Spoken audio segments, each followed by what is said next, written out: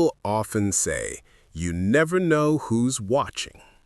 For Lily, a young waitress working double shifts in a quiet Italian restaurant, that truth would change her life forever. One cold evening, while she wiped tables with trembling hands, a man in an expensive suit humiliated her in front of everyone, calling her useless, slow, and worthless. The customers stared, some laughed, and Lily bit her lip to hold back tears. But sitting quietly in the corner, unnoticed, was a man no one dared to look in the eye. A man whose name made the most feared criminals whisper. To everyone, he was just another customer in a black coat. To Lily, he was about to become her protector. That night, the arrogant manager had no idea the person he mocked a few feet away was a billionaire mafia boss, a man who believes respect is earned, not demanded. And when that man stood up, everything changed. This is how one waitress's humiliation turned into a life-changing lesson in respect, kindness, and power. The rain poured heavily outside Lavinia, a mid-sized restaurant known more for its arrogance than its food. The manager, Paul Benson, strutted around like he owned the city. He wasn't cruel because he had power. He was cruel because it made him feel powerful. Lily had been working there for only 3 months. She was quiet, kind, and always smiling, even when exhausted. Her mother was sick, and the bills were piling up, so she took any extra shift she could get. Tonight was supposed to be normal.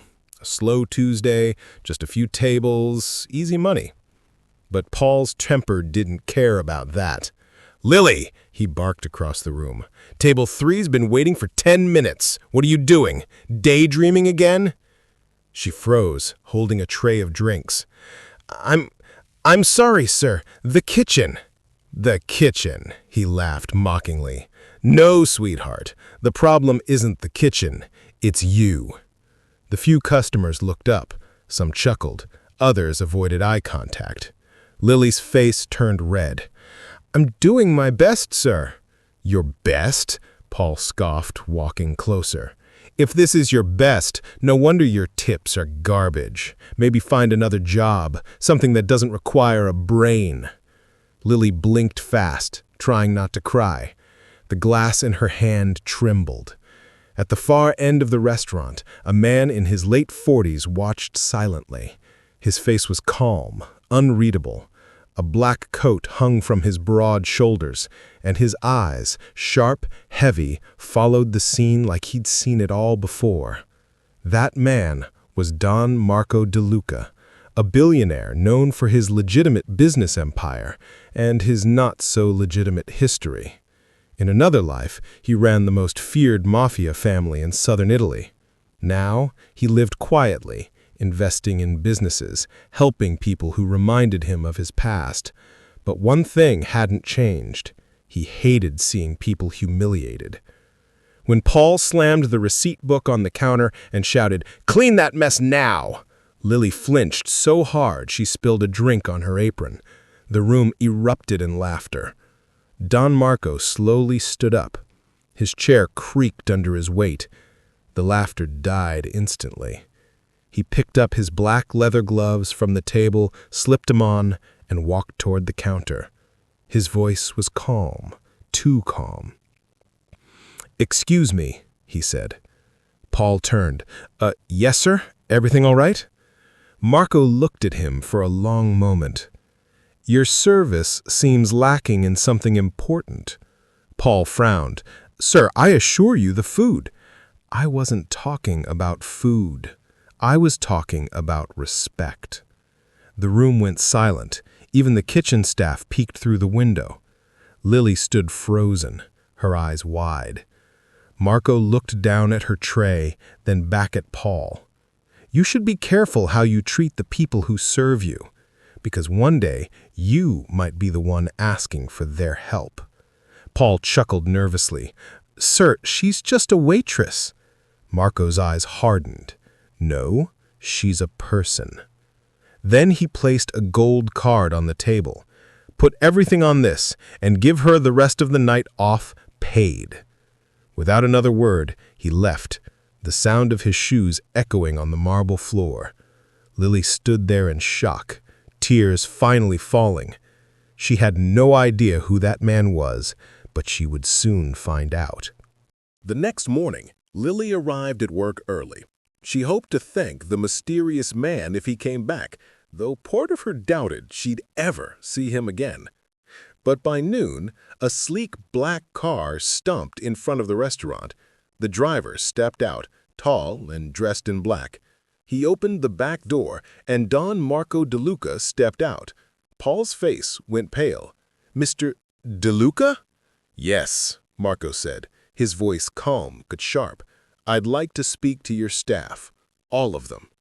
Within minutes, the waiters, chefs, and Lily gathered near the front. Marco's presence filled the room like thunder before a storm. He placed his hands behind his back and spoke slowly.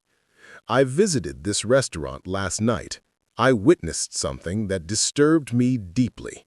A manager who believes authority gives him the right to humiliate others." Paul swallowed hard.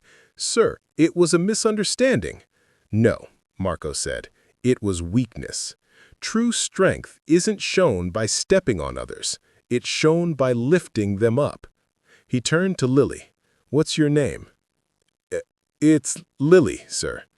"Do you enjoy working here?" She hesitated.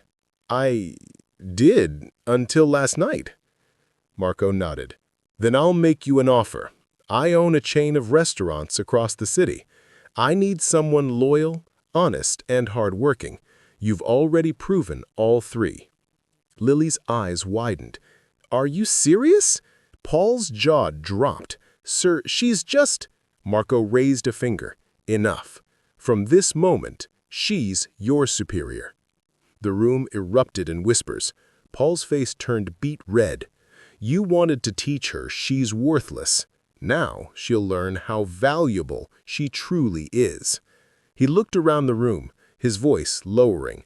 "Never forget, respect costs nothing, but its absence can cost you everything." Then he left, leaving behind silence, shock, and a waitress whose life had just changed forever. 3 months later, La Viña was no longer the same restaurant. The energy was different. People smiled. The kitchen ran smoothly. And at the center of it all, Lily, now the new manager, trained directly under Marco's guidance. She didn't rule with fear or anger. She ruled with grace. One evening, Paul, who had been demoted to waiter, approached her hesitantly. His voice shook. "Lily, can I talk to you?" She nodded. "Of course." I wanted to apologize. I was wrong. I thought being harsh made people respect me, but all it did was make them hate me." Lily smiled softly. "It takes strength to admit that, Paul. Everyone deserves a second chance." In the corner booth, Don Marco sat quietly sipping espresso. He smiled faintly as he watched the two. The lesson had sunk in. Later, Lily walked over to Marco. "You changed my life, sir. I don't know how to thank you." He chuckled. "You already did. You didn't become like him. You chose kindness." She smiled. "You really are a mafia boss, aren't you?" Marco smirked. "Once upon a time. Now, I just fix broken systems, one arrogant fool at a time." They both laughed softly. As the night closed, Marco stood to leave. The staff gathered, clapping softly in gratitude. Before walking out, he turned back and said his final words. "Respect isn't about power. It's about humanity. Never forget, the person you look down on today might be the one who lifts you tomorrow." Lily stood under the warm restaurant lights, watching him leave. For the first time in years, she felt something she thought she'd lost: hope. And as the door closed behind him, she whispered to herself, "Some angels wear suits instead of wings."